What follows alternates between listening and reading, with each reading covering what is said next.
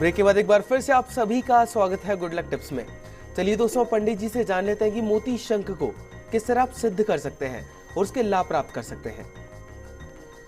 आइए मैं आपको बता देता हूं कि मोती शंख को सिद्ध कैसे किया जाए। आपको करना यह है कि किसी भी शुक्ल पक्ष की पूर्णिमा तिथि को प्रातःकाल स्नान आदि से निवृत्त होकर सफेद वस्त्र धारण करके आसन पर उत्तर दिशा की तरफ मुख करके बैठ जाए। आचमन और प्राणायाम करें। एक चौकी पर सफेद वस्त्र बिछाकर उस पर हल्दी से स्वस्तिक का चिन्ह बना दीजिए। एक मुट्ठी हरिद्रा से रंगे हुए चावलों की ढेरी स्वस्तिक पर रख दीजिए। अब आप मोती शंख को चावल की ढेरी पर स्थापित कर दीजिए।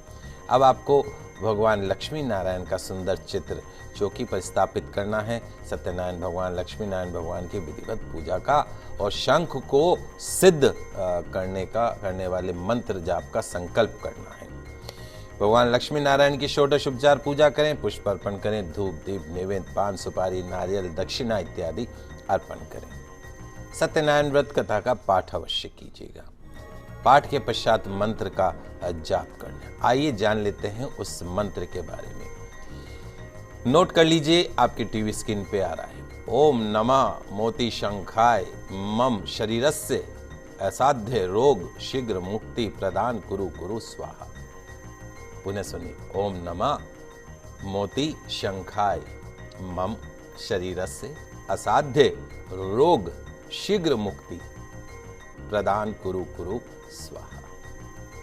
108 सफेद गुलाब के पुष्प या चावल के दाने लेकर, टूटे हुए नहीं हो, शंख माला से एक एक शंख की माला भी मिलती, छोटे छोटे शंखों की, तो वो माला ले लीजिएगा। उस माला से एक एक मंत्र का जाप करते जाइएगा और एक एक सफेद गुलाब का पुष्प जो है वो शंख में अर्पण करते जाइएगा। यदि चावल हैं तो एक एक चावल का दाना एक एक मंत्र से उसमें अर्पण करते जाइएगा। इस प्रकार 108 पुष्प या 108 चावल 108 बार मंत्र का जाप करते हुए भगवान श्री लक्ष्मी नारायण और शंख देवता के चरणों में अर्पण करते जाएं। जाप के अंत में भगवान श्री लक्ष्मी नारायण शंख देवता की आरती करें, पुष्पांजलि करें, क्षमा प्रार्थना करें, अपनी मनोकामना पूर्ण करने की प्रार्थना करें। शंख भस्म यदि मिलती हो तो करेले के स्वरस में और गाय के दूध के साथ सेवन करने से डायबिटीज जड़ से खत्म हो जाती है। जो आयुर्वेदिक है वहां तो शंख की भस्म को काम में लिया जाता है। और यदि कोई स्किन से पीड़ित है, त्वचा से संबंधित बीमारी से पीड़ित है, तो मोती शंख भस्म को नारियल तेल के साथ लेप लगाने से बड़े से बड़ा चर्म रोग खत्म होता है। शुद्ध शिलाजीत को शंख भस्म शहद के साथ भी सेवन कर सकते हैं। भारतवर्ष में नाना प्रकार के शंख पाए जाते हैं। सभी अपने अपने विभिन्न गुणों और प्रभाव के लिए जनमानस के द्वारा प्रयोग किए जाते हैं, परंतु मोती शंख जो है वो अपने आप में दुर्लभ है, महत्वपूर्ण शंख है। उसकी चमक जो है मोती के समान होने के कारण, चंद्रमा के समान होने के कारण उसे मोती शंख कहा जाता है। और जिस घर में शंख की आराधना होती हो उस घर के अंदर माँ लक्ष्मी का वास रहता है, क्योंकि जो शंख है वो माँ लक्ष्मी का भाई है। तो आज से ही शंख को पूजना आरंभ कर दीजिए। तो दर्शकों, जाना अपने पंडित जी से कि किस तरह आप मोती शंख को सिद्ध करके और उपयोग करके ब्लड प्रेशर और हार्ट डिजीज से छुटकारा पा सकते हैं बड़ी ही आसानी से। चलिए अभी के लिए आगे बढ़ते हैं और पंडित जी से कुछ वास्तु उपाय भी जान लेते हैं जो कि आपकी दैनिक जीवन में काफी लाभप्रद साबित हो सकते हैं आप सभी के लिए। दोस्तों, आपने कहावत तो सुनी होगी कि स्वस्थ शरीर में ही स्वस्थ दिमाग का निवास होता है। इसके लिए अपनी जीवन शैली में सुधार लाने के साथ साथ अगर वास्तुशास्त्र के कुछ आधारभूत नियमों का भी ख्याल रखा जाए तो परिवार में जो स्वास्थ्यप्रद वातावरण बना रहता है। जल्दी से नोट करते जाइएगा, समय की कमी है। सुबह उठकर पूर्व दिशा की सारी खिड़कियां खोल दीजिए। उगते सूरज की जो किरणें हैं वो सेहत के लिए बहुत लाभदायक होती है। ईस्ट फेसिंग और नॉर्थ फेसिंग को खिड़की खोल दीजिए। इससे आपके पूरे घर के जो बैक्टीरियाज हैं, जो विषाणु हैं, नष्ट हो जाते हैं। दूसरा, दोपहर बाद में सूर्य की अल्ट्रावायलेट जो किरणों से निकलने वाली जो ऊर्जा तरंगे हैं वो सेहत के लिए बहुत ज्यादा नुकसानदेह होती। अतः इनसे बचने के लिए 11 बजे के बाद घर की दक्षिण दिशा स्थित खिड़कियां और दरवाजों पर भारी कर्टेन्स पर्दे डालकर रखें, क्योंकि ये जो किरणें हैं ये जो आपकी स्किन है, कोशिकाएं हैं, उनको क्षति पहुंचाती है।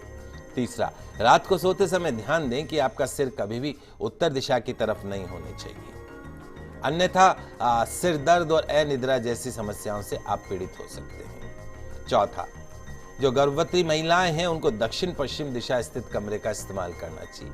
ऐसी अवस्था में पूर्वोत्तर दिशा या ईशान कोण में बेडरूम नहीं होना चाहिए, उसके कारण गर्भाशय संबंधी समस्याओं का सामना करना पड़ सकता है।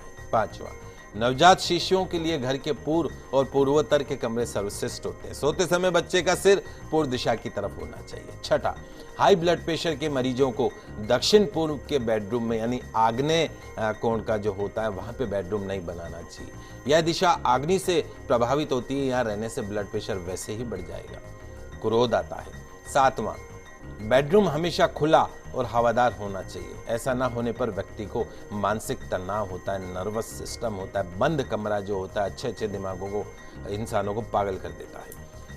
नेक्स्ट, वास्तुशास्त्र की दृष्टि से दीवारों पर सीलन, अगर घर की दीवारों पर सीलन है तो वो बहुत ज्यादा नकारात्मक स्थिति मानी जाती है। ऐसे स्थान पर लंबे समय तक रहने से अस्थमैटिक इंसान हो जाता है, स्किन से संबंधित समस्याओं का सामना करना पड़ता है।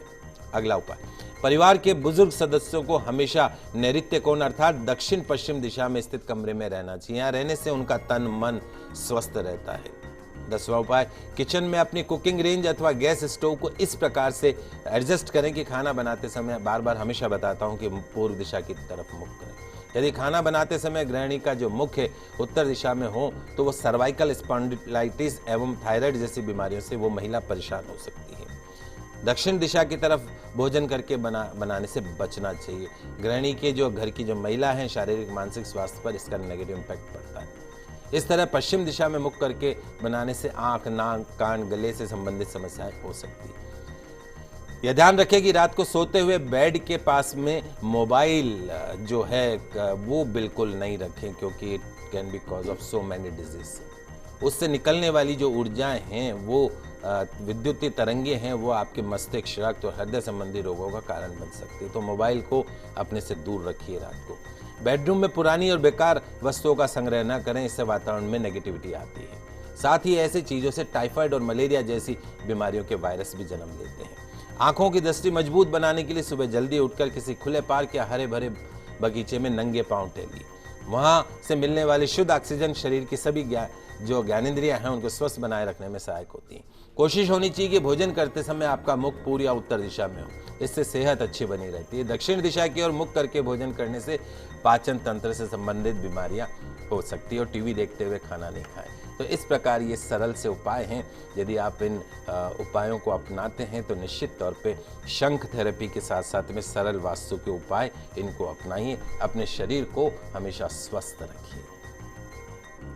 तो दर्शकों, हम आशा करते हैं कि हमारे प्रोग्राम आपको काफ़ी पसंद आया होगा।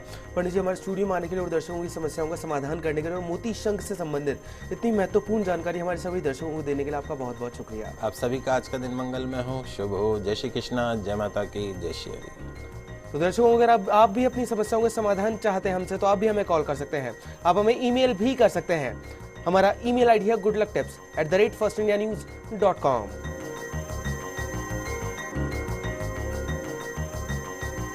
तो दर्शकों, आज के लिए इतना ही। खुश रहिए, अपना ख्याल रखिए। नमस्कार।